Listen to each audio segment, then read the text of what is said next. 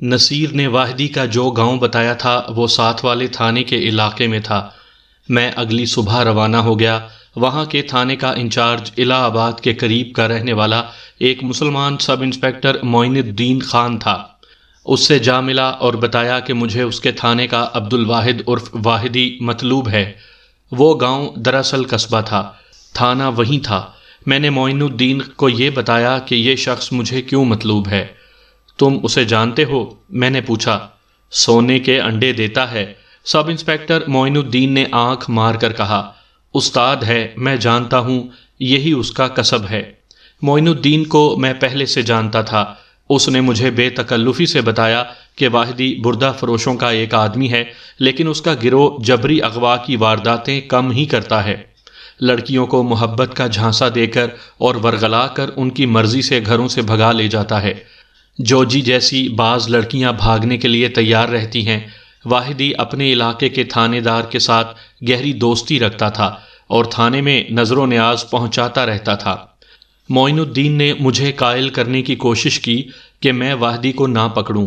میں نے اسے بتایا کہ کیس کس نوعیت کا ہے اور یہ کیس دبایا نہیں جا سکتا۔ مختصر یہ کہ میں واحدی تک پہنچ گیا۔ وہ مجھے گھر ہی مل گیا تھا۔ میں نے انگوٹھی کی بات کی تو اس نے حیرت کا اظہار کر کے کہا کہ آپ کون سی انگوٹھی کی بات کر رہے ہیں؟ اس نے یہ بھی کہا کہ وہ کسی نصیر عرف حوالدار کو نہیں جانتا۔ اگر وہ ہیرا پھیری نہ کرتا تو میں اسے ذرا عزت سے اپنے ساتھ لاتا، لیکن اس کا سلوک دیکھ کر میں نے اسے ہتکڑی لگا لی۔ 20-21 میل کا فاصلہ تھا۔ ہم لاری پر واپس آئے۔ راستے میں وہ مجھے رشوت پیش کرتا اور رقم بڑھاتا رہا۔ میں نے اسے کہا کہ میرے پاس اس کے خلاف اتنی شہادت اکٹھی ہو گئی ہے کہ میں اسے کسی قیمت پر نہیں چھوڑ سکتا۔ میں اس سے پوچھتا تھا کہ اسے انگوٹھی کہاں سے ملی تھی۔ وہ نہیں بتاتا تھا، کہتا تھا کہ اس نے کسی کو کوئی انگوٹھی نہیں دی۔ اپنے تھانے پہنچے تو میں نے جوجی کو اس کے سامنے کھڑا کر کے پوچھا کہ یہی وہ آدمی تھا جسے اس نے قبرستان میں دیکھا تھا۔ پھر واحدی کو میں نے حوالات کے دروازے پر جا کھڑا کیا اور نصیر سے پوچھا کہ یہی ہے نا واحدی؟ نصیر نے جواب دیا کہ یہی ہے۔ واحدی، میں نے اپنے دفتر میں بٹھا کر اسے کہا، یہ صرف 2 گواہ ہیں، دوسرے گواہوں کو تم کورٹ میں دیکھو گے۔ اس وقت کیس میرے ہاتھ سے نکل چکا ہوگا۔ حقیقت یہ تھی کہ میرے پاس اور کوئی گواہ نہیں تھا۔ میں نے اسے کہا، عدالت میں میرے گواہوں اور شہادت سے اپنا جرم ثابت کروانا چاہتے ہو تو ساری عمر جیل سے نہیں نکل سکو گے۔ یہاں تھانے میں تمہارے ساتھ جو سلوک ہوگا وہ شاید تم جانتے ہوگے۔ میں زیادہ باتیں نہیں کروں گا، ابھی 2 کانسٹیبلوں کے حوالے کر دوں گا، پھر تم میرے پاؤں پکڑ کر بیان دو گے تو بھی میں بیان نہیں لوں گا۔ شکوری کہاں ہے؟ اس نے میرے منہ کی طرف دیکھا۔ شکوری کی لاش کہاں ہے؟ میں نے اسے ڈرانے کے لیے کہا۔ تم قتل کے ملزم ہو۔ اس نے مسکرانے کی کوشش کی لیکن مسکرا نہ سکا۔ تم مجھے رشوت کیوں پیش کر رہے تھے؟ وہ تو میں اب بھی پیش کرتا ہوں، اس نے کہا۔ جرم کیا ہے تمہارا؟ میں نے پوچھا۔ تم تو بے گناہ ہو، پھر رشوت کیسی؟ میں نے کئی تیر ہوا میں چلائے، شاید ان میں سے 1-2 نشانے پر جا لگے۔ میں اب اسے بار بار قتل کا ملزم کہتا تھا۔ گناہ انسان کے اندر بولتا ہے۔ وہ پریشان ہو کر بول پڑا۔ خدا کی قسم، اس نے کہا، میں نے کسی لڑکی کو اغوا نہیں کیا، نہ اغوا کرایا ہے۔ میں نے وہ لڑکی ایک سادھو سے خریدی تھی۔ لڑکی کے کانوں میں جھمکے تھے، وہ سادھو نے اتار لیے تھے اور انگوٹھی میں نے اتار لی تھی۔ لڑکی کہاں ہے؟ وہ مجھ سے چھن گئی تھی، اس نے کہا۔ آپ مجھ پر رحم کریں، میں نے لڑکی سادھو سے خریدی اور اسے رقم دے دی تھی۔ راستے میں 4 آدمی مجھ سے لڑکی چھین کر لے گئے، رقم بھی گئی، لڑکی بھی گئی۔ سادھو کہاں ملا تھا؟ میں نے کہا۔ وہ لڑکی کہاں سے لایا تھا؟ کہتا تھا کہ لڑکی اس کے جادو کے اثر سے اس تک پہنچی ہے۔ واحدی نے کہا۔ وہ غلط نہیں کہتا تھا، میں نے دیکھا تھا کہ لڑکی اس کے پاس چپ چاپ بیٹھی تھی۔ رات کا وقت تھا، میں ویسے ہی سادھو کے ہاں چلا گیا تھا۔ لڑکی کو دیکھا، سودا ہوا، میں نے رقم دی۔ اس نے لڑکی سے کہا کہ اس کے ساتھ چلی جاؤ۔ وہ اٹھی اور میرے ساتھ چل پڑی۔ راستے میں 4 آدمی مل گئے، انہوں نے مجھے مارا پیٹا۔ ایک نے لڑکی کا بازو پکڑا تو وہ ان آدمیوں کے ساتھ چل پڑی۔ میری ہنسی نکل گئی۔ ذرا اس کے بیان پر غور کریں۔ لڑکی جادو کے زور سے سادھو تک پہنچی، پھر جس کسی نے لڑکی کا بازو پکڑا وہ اس کے ساتھ چل پڑی۔ اس بیان سے ظاہر ہوتا تھا کہ یہ شخص تجربے کار جرائم پیشہ ہے۔ اس نے مجھے الو بنانے کے لیے کیسی عجیب کہانی گھڑی تھی۔ واحدی، اوئے واحدی، میں نے اسے کہا، جس جال میں تم آ گئے ہو اس سے جھوٹ بول کر تم نہیں نکل سکو گے۔ بردہ فروشی تمہارا پیشہ ہے نا؟ اس نے سر ہلایا کہ ہاں یہ اس کا پیشہ ہے۔ میں جھوٹ نہیں بول رہا جناب، اس نے کہا، میں اس سادھو کی نشاندہی کر رہا ہوں، آپ تفتیش کریں۔ کہاں ہے وہ سادھو؟ میں نے پوچھا۔ اس نے جو کہانی مجھے سنائی وہ میں آپ کو اپنی زبان میں اور اپنے انداز سے سناتا ہوں۔ پاکستان میں پیدا ہونے والی نسلوں نے سادھو اور سنیاسی نہیں دیکھے، یہ ہندو ہوا کرتے تھے۔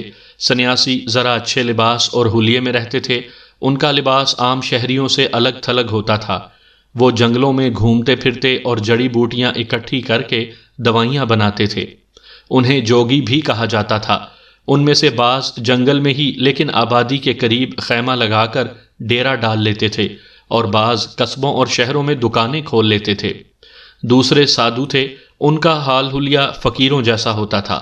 سر کے بالوں کے ساتھ کالے رنگ کی رسیوں یا سوت کے بال چپکائے رکھتے تھے، جسم پر راکھ یا مٹی مل لیتے تھے۔ ان میں بیشتر نیم برہنہ اور کچھ بالکل ننگے رہتے تھے۔ ہندو انہیں مقدس سمجھتے تھے۔ بھارت میں اب بھی نانگے سادھو جسم پر گاچنی مٹی کا لیپ کیے ہوئے یا راکھ ملے ہوئے گلیوں میں گھومتے پھرتے نظر آتے ہیں۔ ہندو عورتیں ان مادرزاد ننگے سادھوؤں کو اپنے گھروں میں لے جاتی اور ان کی بہت خاطر تواضع کرتی ہیں۔ یہ تو مسلمانوں میں بھی ہے کہ جوان عورتیں پیروں اور عاملوں وغیرہ کے ہاں مرادیں پوری کروانے جاتی ہیں، اور ان عورتوں کے خاوند اور بھائی اپنے آپ کو یہ فریب دیے رکھتے ہیں کہ ان کے پیر صاحب اللہ والے ہیں اور ان کی عورتوں کو بری نظر سے نہیں دیکھتے، لیکن ہندوؤں کو معلوم ہوتا ہے کہ یہ سادھو ان کی عورتوں کے ساتھ بدکاری کرتے ہیں اور ان کے عورتوں کے خاوند اور بھائی وغیرہ خوش ہوتے ہیں۔ میں اپنے وقتوں کی بات سنا رہا ہوں۔ بعض سادھو آبادی کے قریب کسی قدرتی غار یا گف میں رہتے تھے۔ ہندو عورتیں ان کے پاس مرادیں پوری کروانے جاتی تھیں اور انہیں پیسے دیتی تھیں۔ ان سادھوؤں کے متعلق عجیب و غریب کہانیاں مشہور تھیں۔ اولاد کی خواہش مند عورتیں ان سادھوؤں کی زیادہ معتقد تھیں۔ ہندو کہتے تھے کہ بعض سادھوؤں کے پاس کوئی پراسرار طاقت ہوتی ہے۔ یہ تو میں بھی مانتا ہوں کہ بعض سادھو کالے علم میں مہارت رکھتے تھے، لیکن ان کی تعداد زیادہ نہیں تھی۔ باقی سب فراڈ تھے۔ ہندو تو ان کے معتقد تھے ہی، بعض مسلمان بھی ان کے پاس جاتے تھے۔ واحدی نے مجھے ایسے ہی ایک سادھو کے متعلق بتایا کہ وہ کالے علم کا ماہر ہے، لیکن کسی کسی کا کام کرتا ہے۔ شکوری کے گاؤں سے تقریباً 1 میل دور ایسا علاقہ تھا جہاں چٹانیں تھیں اور مٹی کے ٹیلے کھڑے تھے۔ وہ وسیع کھڈوں اور گھاٹیوں کا علاقہ تھا۔ وہاں ایک لمبی چوڑی گف قدرتی طور پر بنی ہوئی تھی۔ اس میں ایک سادھو نے ڈیرا ڈال رکھا تھا۔ اس کی شہرت یہ تھی کہ آسیب اور سائے کا علاج کرتا تھا، اور کہتے تھے کہ کالا علم بھی جانتا ہے۔ لوگ خصوصاً عورتیں اس کی گف میں جاتے اور اس کے آگے ماتھے رگڑتے رہتے تھے۔ واحدی بھی اس کے معتقدوں میں تھا۔ ایک رات واحدی پیدل وہاں سے گزرا۔ وہ اپنے کسی کام سے جا رہا تھا۔ گف کے سامنے سے گزرا تو اندر روشنی دیکھی۔ واحدی اندر چلا گیا۔ سادھو کے 3-4 چیلے بھی تھے۔ وہ اس وقت وہاں موجود نہیں تھے، شاید گف کے اندر کہیں سوئے ہوئے تھے۔ سادھو بیٹھا تھا اور گف کی دیوار کے ساتھ ایک جوان اور بڑی ہی خوبصورت لڑکی بیٹھی تھی۔ واحدی اور سادھو نے آپس میں کچھ باتیں کی۔ لڑکی جس طرح بیٹھی تھی اسی طرح بیٹھی رہی جیسے بت رکھا ہوا ہو۔ سادھو واحدی کو گف سے باہر لے گیا اور اسے کہا کہ اس لڑکی کو وہ اپنے عمل سے لایا ہے۔ سادھو کو معلوم تھا کہ واحدی عورتوں کی خرید و فروخت کا کام کرتا ہے۔ اس نے واحدی سے کہا کہ وہ اس لڑکی کی قیمت ادا کر دے اور اسے ساتھ لے جائے۔ واحدی نے جیب میں ہاتھ ڈالا تو 200 روپیہ نکلا۔ سادھو نے اسے 2000 روپیہ کہا۔ اس وقت کا 2000 روپیہ آج کے لاکھوں روپے کے برابر تھا۔ واحدی نے سادھو سے کہا کہ وہ 200 روپیہ رکھ لے، باقی رقم 1-2 روز بعد لے آئے۔ سادھو واحدی کو جانتا تھا۔ اسے یہ بھی معلوم تھا کہ واحدی اس کا مرید بنا ہوا ہے، اس لیے دھوکہ نہیں دے گا۔ اس نے واحدی سے کہا کہ وہ لڑکی کو بے فکر ہو کر ساتھ لے جائے۔ لڑکی کالے علم کے اثر میں تھی۔ اندر جا کر سادھو نے لڑکی سے کہا کہ اس کے ساتھ چلی جاؤ۔ لڑکی کچھ کہے بغیر اٹھی اور چل پڑی۔ سادھو نے اسے رکنے کو کہا تو لڑکی رک گئی۔ سادھو نے لڑکی کے کانوں سے جھمکے اتار لیے، کہنے لگا کہ 2000 روپیہ لڑکی کا ہے، زیور میرا ہے۔ وہ انگوٹھی اتارنے لگا تو واحدی نے کہا کہ یہ میرے لیے رہنے دو۔ سادھو نے انگوٹھی نہ اتاری، یہ واحدی نے اتار لی۔ لڑکی میرے ساتھ چل پڑی۔ واحدی نے مجھے سنایا، میں نے اس سے اس کا نام پوچھا تو وہ چپ رہی۔ اسے بلایا، کندھے پر ہاتھ رکھ کر جھنجھوڑا، لیکن وہ نہ بولی۔ میں ڈر گیا۔ مجھے معلوم ہے کہ اس سادھو کے ہاتھ میں کوئی الٹی طاقت ہے۔ مجھے ڈر یہ لگا کہ یہ کوئی اور چیز ہے، انسان نہیں۔ سادھو نے کہا تھا کہ تقریباً 3 گھنٹے اور اس پر یہ اثر رہے گا، اور 3 گھنٹوں کے اندر اندر اسے کہیں پہنچا دینا۔ میں چلتا گیا۔ لڑکی میرے ساتھ پالتو بکری کی طرح چلی جا رہی تھی۔ میں ایک دوست کے گاؤں کی طرف جا رہا تھا، اچانک کسی نے مجھے للکار کر روک لیا۔ میں رکا اور چاقو نکال لیا۔ وہ 4 تھے۔ انہوں نے پوچھا کہ تمہارے ساتھ یہ کون ہے؟ میں نے کہا کہ بیوی ہے۔ چاروں نے لڑکی کو ماچسیں جلا کر دیکھا۔ ایک نے کہا کہ لے چلو۔ میں نے ان کی منت کی، میں ان کا مقابلہ نہیں کر سکتا تھا۔ ان میں سے ایک آدمی نے مجھے غور سے دیکھا اور پوچھا کہ تم واحدی تو نہیں ہو؟ میں نے بتایا کہ میں واحدی ہوں۔ تو اس نے کہا لے چلو، لے چلو، یہ اس کی بیوی نہیں، کہیں سے اڑا لایا ہے۔ اس نے مجھے کہیں اس کاروبار میں دیکھا ہوگا۔ وہ ہم دونوں کو اپنے ساتھ لے گئے، لیکن تھوڑی دور آگے جا کر انہوں نے مجھے مار پیٹ کر بے ہوش کر دیا۔ میں جب ہوش میں آیا تو میں کہیں اور پڑا تھا۔ میں اٹھا اور اپنے گاؤں کو چلا گیا۔ تم سادھو کے پاس پھر نہیں گئے؟ میں نے پوچھا۔ تم نے اسے بتایا نہیں کہ لڑکی تمہارے ہاتھ سے نکل گئی ہے؟ تیسرے یا چوتھے روز گیا تھا، واحدی نے جواب دیا۔ وہ چپ رہا تھا۔ میں نے اسے کہا تھا کہ 200 روپیہ مجھے واپس کر دے، لیکن اس نے واپس نہیں کیا۔ اس کے بعد میں سادھو سے نہیں ملا۔ انگوٹھی کے متعلق اس نے ویسا ہی بیان دیا جیسا نصیر دے چکا تھا۔ نصیر نے اسے جوجی دکھائی تھی۔ جوجی پر یہ اثر ڈالنے کے لیے کہ واحدی امیر زادہ یا شہزادہ ہے، واحدی نے جوجی کو دینے کے لیے نصیر کو شکوری کی انگلی سے اتاری ہوئی انگوٹھی دی تھی۔ وہ جوجی کو شادی کا جھانسا دے کر اسے آگے چلانے کا بندوبست کر چکا تھا۔ میں نے واحدی کو حوالات میں بند کر دیا اور اس سوچ میں ڈوب گیا کہ مجھے واحدی کے بیان کو صحیح ماننا چاہیے یا نہیں۔ میں پہلے کہہ چکا ہوں کہ میں نے کالے علم کے مظاہرے پہلے بھی دیکھے تھے۔ امبالہ میں ایک آدمی کے گھر پتھر پڑتے تھے، یہ کالے علم کا مظاہرہ تھا۔ میں نے کالے علم کے اس عامل کو پکڑ لیا تھا جس کے عمل سے پتھر پڑتے تھے، اسے سزا بھی دلائی تھی۔ ایسے واقعات پاکستان میں بھی ہوتے رہتے ہیں۔ کسی کے گھر پر اسرار طریقوں سے آگ لگتی ہے اور خود ہی بجھ جاتی ہے۔ یہ عمل کچھ دن جاری رہتا ہے۔ کسی کے گھر پتھر گرتے ہیں اور پتہ نہیں چلتا کہ یہ کدھر سے آ رہے ہیں۔ پیر اور عامل وغیرہ اسے جنوں کی کارستانی کہہ کر مظلوم گھرانے سے پیسے بٹورتے ہیں۔ حقیقت میں اس خاندان کا کوئی دشمن کالے علم کا عمل کرنے والے آدمی سے یہ کام کروا رہا ہوتا ہے۔ میں نے اسے ہمیشہ جرم کہا ہے۔ پاکستان میں ایسے واقعات ہوتے رہتے ہیں۔ دشمن ایک دوسرے کو کالے علم سے، جسے جادو اور الٹے تعویذ بھی کہتے ہیں، پریشان کرتے ہیں، مگر ہمارا قانون خاموش رہتا ہے۔ رات کے 9 بجنے والے تھے جب میں 3 کانسٹیبلوں کے ساتھ سادھو کی گفت میں داخل ہوا۔ سادھو ایک دیا سامنے رکھے بیٹھا تھا۔ اس کا صرف ایک چیلا وہاں موجود تھا۔ سادھو پولیس کو دیکھ کر گھبرایا، لیکن فوراً سنبھل گیا اور جھومنے لگا جیسے مراقبے میں چلا گیا ہو۔ اس وقت ہم نے کسی تھانے دار کو حاضر ہونے کے لیے نہیں کہا تھا۔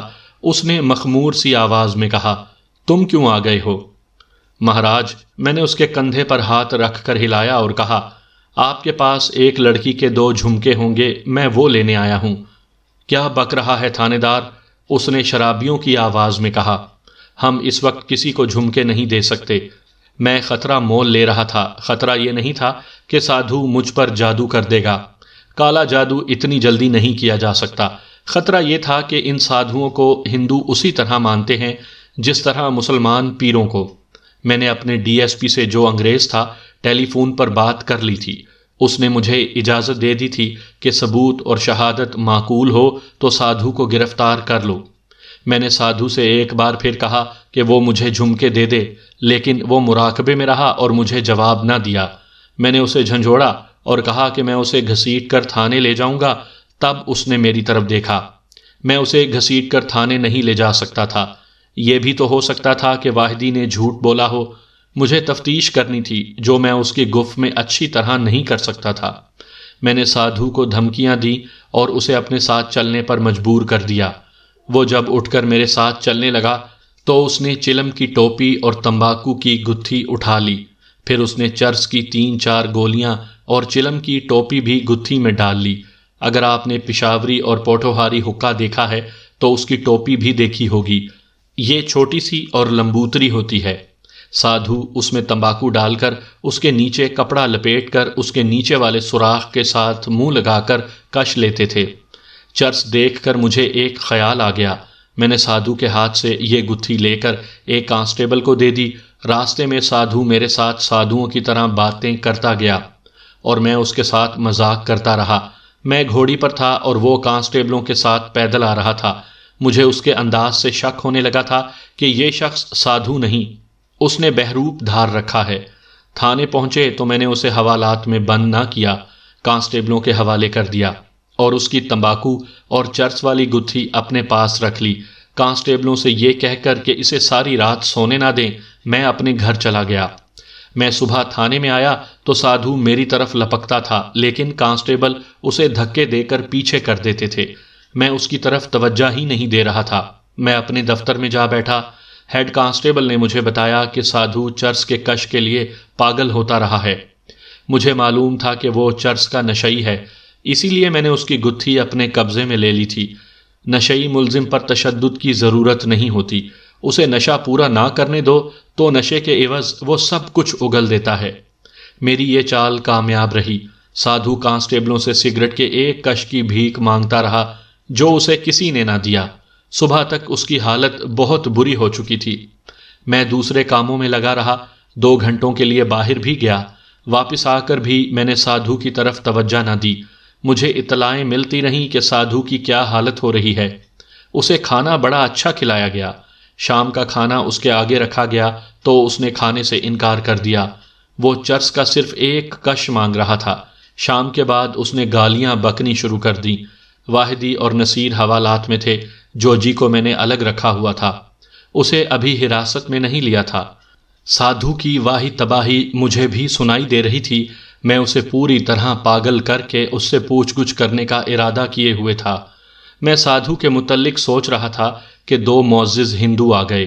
میں ایک بات بتانا ضروری سمجھتا ہوں، لفظ معزز کے معنی کچھ اور ہوتے ہیں، لیکن میں جب یہ لفظ کسی کے لیے استعمال کرتا ہوں تو یہ پولیس کی اصطلاح ہوتی ہے۔ اس سے آپ یہ نہ سمجھا کریں کہ میں جسے معزز کہتا ہوں وہ لغات کے معنوں میں یعنی صحیح معنوں میں معزز ہوگا۔ پولیس اسے معزز کہتی ہے جس کا معاشرے میں کوئی مقام ہو، اس نے خواہ غنڈے پال رکھے ہوں۔ یہ ہندو جو میرے پاس آئے تھے وہ منڈی کے سردار تھے، روپے پیسے والے تھے، اس لیے پولیس کی نظر میں معزز تھے۔ انہوں نے شریفانہ لہجے میں کہا کہ میں نے ایک سادھو کو گرفتار کیا ہے۔ میں نے انہیں بتایا کہ میں نے اسے گرفتار نہیں کیا بلکہ اپنی رہنمائی کے لیے بلایا ہے۔ آپ کو تو معلوم ہے کہ یہ سادھو ہمارے لیے کتنے اونچے رتبے کے لوگ ہوتے ہیں۔ ایک ہندو نے کہا، شہر کے ہندو ناراض ہو رہے ہیں۔ دوسرے نے کہا، میں نے سادھو مہاراج کو باعزت کام کے لیے بلایا ہے۔ میں نے جھوٹ بولا اور کہا، آپ کو اگر اعتراض ہے تو ڈی ایس پی صاحب کے پاس چلے جائیں، یہ کیس ایسا ہے جس کی تفتیش کے لیے مجھے ان سے احکامات مل رہے ہیں۔ اتنے میں سادھو کا ویویلا اور ننگی گالیاں سنائی دیں۔ وہ چرس کے نشے سے ٹوٹا ہوا بلند آواز سے واہی تباہی بک رہا تھا۔ یہ کوئی پاگل معلوم ہوتا ہے، ایک ہندو نے ہنستے ہوئے کہا۔ پاگل کو کیوں پکڑ رکھا ہے آپ نے؟ دوسرے ہندو نے پوچھا۔ یہ آپ کے سادھو مہاراج ہیں۔ میں نے سنجیدہ سے لہجے میں کہا، چرس مانگ رہا ہے، میں اسے چرس نہیں دے سکتا۔ میں اس کی گالیاں صرف اس لیے برداشت کر رہا ہوں کہ آپ لوگوں کی نظروں میں اس کا رتبہ اونچا ہے۔ دونوں ہندو کھسیانے سے ہو گئے، پھر بھی انہوں نے مجھے کہا کہ میں ان کے مہاراج کو پریشان نہ کروں۔ میں آپ سے پھر کہتا ہوں کہ اس سادھو کے متعلق کوئی بھی بات کرنی ہو وہ ڈی ایس پی صاحب سے کریں۔ میں نے کہا، میں حکم کا پابند ہوں اور میں آپ کو یہ بھی بتا دینا ضروری سمجھتا ہوں کہ میں قانون کے معاملے میں اپنے مذہب کی بھی پرواہ نہیں کیا کرتا۔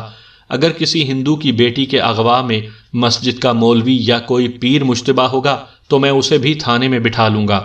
میں نے ذرا سوچ کر کہا، اگر آپ کو یہ شک ہے کہ میں آپ کے سادھو مہاراج کے ساتھ بدتمیزی سے پیش آؤں گا تو کل صبح آ جانا اور دیکھ لینا۔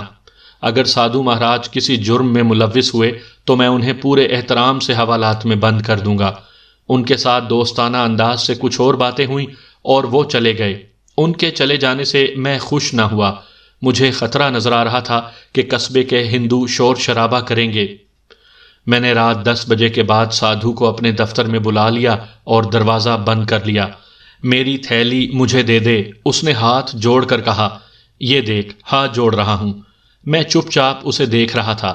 اگر میں تھانے دار نہ ہوتا اور یہ تھانہ نہ ہوتا تو نشے سے ٹوٹا ہوا سادھو مجھ پر حملہ کر دیتا۔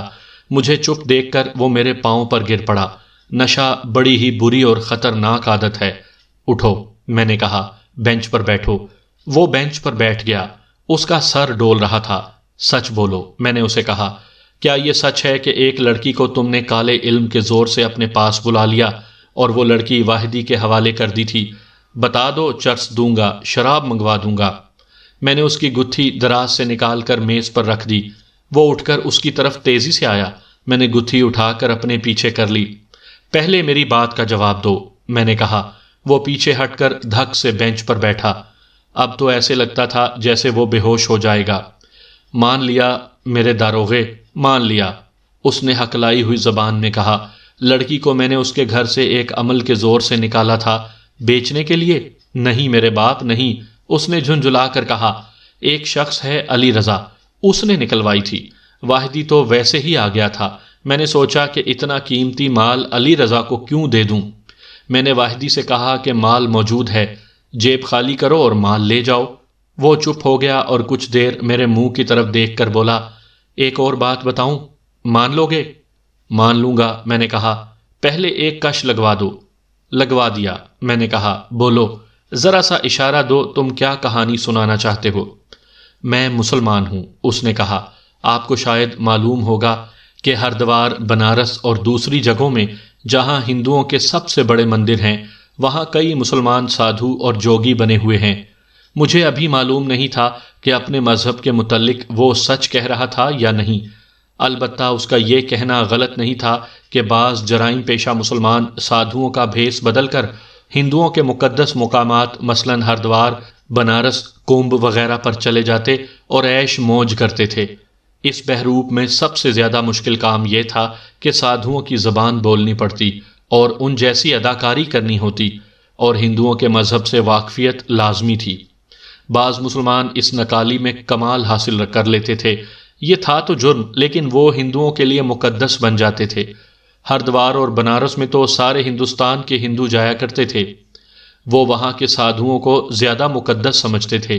ایک سے ایک خوبصورت ہندو عورت ان کی خدمت بڑے فخر سے کرتی اور پیسے الگ دیتی تھی۔ بے اولاد عورتیں تو ان کی باندیاں ہوتی تھیں۔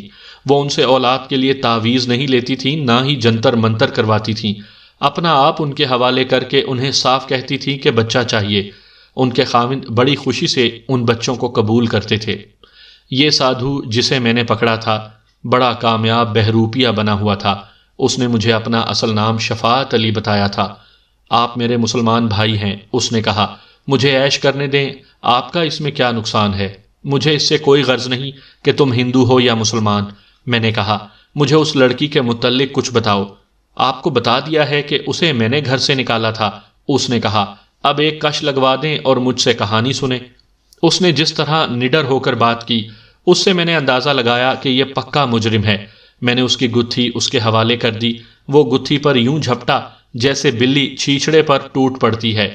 اس نے بڑی تیزی سے گتھی سے تمباکو نکالا، ہتھیلی پر رکھ کر اس میں چرس ملائی اور ٹوپی بھر کر جلتی ہوئی دیا سلائی تمباکو پر رکھ کر اتنا لمبا کش لیا کہ پورے کا پورا تمباکو کو راکھ کر ڈالا۔ وہ اتنا بری طرح چرس کا عادی تھا کہ اس نے سارا دھواں نگل لیا اور آنکھیں بند کر لیں۔ 10-15 سیکنڈ بعد اس نے دھواں چھوڑنا شروع کیا تو کتنی ہی دیر اس کے منہ اور ناک سے دھواں نکلتا ہی رہا۔ پھر اس نے آنکھیں کھول دیں۔ اس نے چھوٹے چھوٹے 3-4 مزید کش لیے تو میں نے دیکھا کہ اس کا چہرہ چمک اٹھا تھا، جیسے کسی مریض کو تازہ خون دے دیا گیا ہو۔ مجھے معلوم تھا کہ اس نے شام کا کھانا نہیں کھایا تھا۔ میں نے اس کے لیے کھانا منگوایا۔ وہ نارمل حالت میں آ گیا، کہنے لگا کہ پہلا بڑا تھانے دار یعنی سب انسپیکٹر بمل داس بڑا اچھا آدمی تھا۔ میں نے اسے کہا کہ میں اس سے زیادہ اچھا آدمی ہوں، لیکن صرف اس کے ساتھ اچھائی کرتا ہوں جو مجھے دل کا راز دے دیتا ہے۔ اس نے مجھے دل کا راز دے دیا۔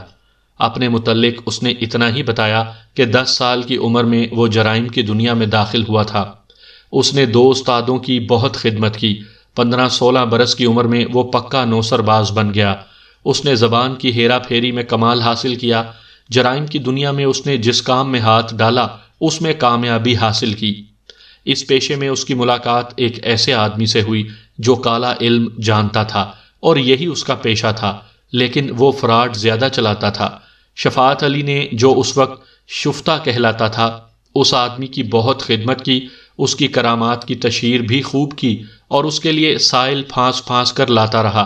عامل نے بھی کمایا اور شفاعت نے بھی خوب کمیشن بنائی۔ شفاعت کالے علم کے 2-4 گر سیکھنا چاہتا تھا، لیکن عامل اسے یہ راز نہیں دیتا تھا۔ شفاعت سے وہ عجیب عجیب کام لیتا تھا، مثلا قبرستان سے مردے کی کوئی خاص ہڈی لانا، کوے کے گھونسلے میں سے چھوٹی سی 1-2 لکڑیاں نکال لانا، کسی خاص عمر کی عورت کے سر کے 3-4 بال اور ایسی اور اشیاء تھیں جو وہ استاد کے حکم سے کہیں نہ کہیں سے ڈھونڈ لاتا تھا۔ وہ نشے میں تھا، اس لیے اس کی زبان بے قابو ہو گئی تھی۔ اس کی یہ حالت میرے لیے فائدہ مند ہو سکتی تھی۔ نشے میں انسان بڑے خطرناک راز اگل دیتا ہے۔ میں نے اس کی حوصلہ افزائی کی کہ وہ بولتا رہے۔ ملک صاحب، اس نے کہا، ہم لوگ اتنے استاد نہیں ہوتے، دراصل لوگ بے وقوف ہیں۔ لوگ حاجت مند بھی ہوتے ہیں، ان کے مسئلے حل نہیں ہوتے تو ہم جیسے سادھوؤں اور عاملوں کے پاس چلے جاتے ہیں، پیروں کو مانتے ہیں۔ کسی پیر کو میرے سامنے بٹھا دو، میں اس کے منہ پر اس کی اصلیت ننگی کر دوں گا۔ ان سے تو وہ اچھے ہیں جو کالا علم جانتے ہیں اور لوگوں کے کام کر تو دیتے ہیں۔ لوگوں کو دیکھو وہ کس حد تک پہنچتے ہیں۔ میری عمر 16-17 سال تھی، استاد نے مجھے ایک ویران بیابان سے ایک چیز لانے کو کہا تھا۔ 2-2.5 میل دور جانا تھا۔ راستے میں ایک برساتی نالا پڑتا تھا جو بہت چوڑا تھا، اس کے کنارے ٹیلوں جیسے اونچے تھے۔ ان دنوں اس نالے میں بہت تھوڑا پانی تھا۔ میں نالے کے کنارے پر جا رہا تھا، چاندنی رات تھی۔ مجھے نالے میں ایک عورت کھڑی نظر آئی۔ وہاں پاٹ خشک تھا، دونوں کناروں کے ساتھ ساتھ پانی بہہ رہا تھا، درمیان میں خشکی تھی۔ آگے جا کر دونوں کناروں کا پانی درمیان کی طرف جاتے جاتے آپس میں مل گیا تھا۔ جہاں دونوں دھارے ملتے تھے وہاں وہ عورت کھڑی تھی اور اس کے جسم پر ایک بھی کپڑا نہیں تھا۔ میں کنارے سے اتر کر اس کی طرف گیا تو اس نے چیخیں مارنی شروع کر دیں۔ میں رک گیا۔ وہ انسان نہیں ہو سکتی تھی۔ رات کو اس ویرانے میں جانے کی جرت کوئی عورت نہیں کر سکتی تھی۔ یہ چڑیل تھی، لیکن میں بھاگا نہیں۔ استاد نے ایک تعویذ میرے گلے میں ڈال رکھا تھا اور چھوٹی سی ایک چھڑی مجھے دی ہوئی تھی جو رات کو جنگل میں سے گزرتے ہوئے ہاتھ میں رکھنی ہوتی تھی۔ استاد کہتا تھا کہ اس تعویذ اور چھڑی کی موجودگی میں جن، چڑیل اور بھوت پریت قریب نہیں آتے۔ اس وقت یہ دونوں چیزیں میرے پاس تھیں۔ میں اس عورت تک چلا گیا۔ اس کے ہاتھ اور پاؤں دیکھے، یہ سیدھے تھے۔ سنا تھا چڑیلوں کے ہاتھ پاؤں الٹے ہوتے ہیں۔ وہ آخر عورت ہی نکلی۔ وہ جوان تھی۔ میں نے اسے ڈرایا تو وہ میرے پاؤں میں بیٹھ گئی۔ وہ بالکل ننگی تھی۔ کسی سادھو نے اسے ایک ٹونا بتایا تھا جو کسی دریا، ندی یا نالے میں اس جگہ کرنا تھا جہاں پانی کے 2 دھارے ملتے ہیں۔ وہ اولاد چاہتی تھی۔ میں نے اسے کہا کہ وہ یہ ٹونا چھوڑ دے، ورنہ کوئی اسے زبردستی اپنے ساتھ لے جائے گا، پھر وہ باقی عمر روتے گزار دے گی۔ ان طریقوں سے کبھی کسی کو اولاد نہیں ملی۔ وہ ہندو تھی۔ میں نے اسے کہا کہ وہ کپڑے پہن لے۔ وہ ڈر سے ہکلا رہی تھی اور میری منتیں کرتی تھی کہ میں اسے کچھ نہ کہوں اور کسی کے ساتھ ذکر بھی نہ کروں۔ میں اسے کنارے کے اوپر ایک جگہ لے گیا، اس کا ڈر دور کیا۔ اس نے میری بات سمجھ لی اور میری بات پر آ گئی۔ تب اس نے کہا کہ اس کا خاوند اولاد پیدا کرنے کے قابل نہیں۔ میں نے اسے کہا کہ وہ فلاں جگہ آ جایا کرے۔ وہ آتی رہی اور اس کے پہلے بچے کا باپ میں تھا۔ اس نے 2-3 اور واقعات سنا ڈالے۔ عامل استاد نے شفاعت پر یہ کرم کیا کہ اسے ایک عمل سکھا دیا۔ یہ بڑا ہی مشکل عمل تھا۔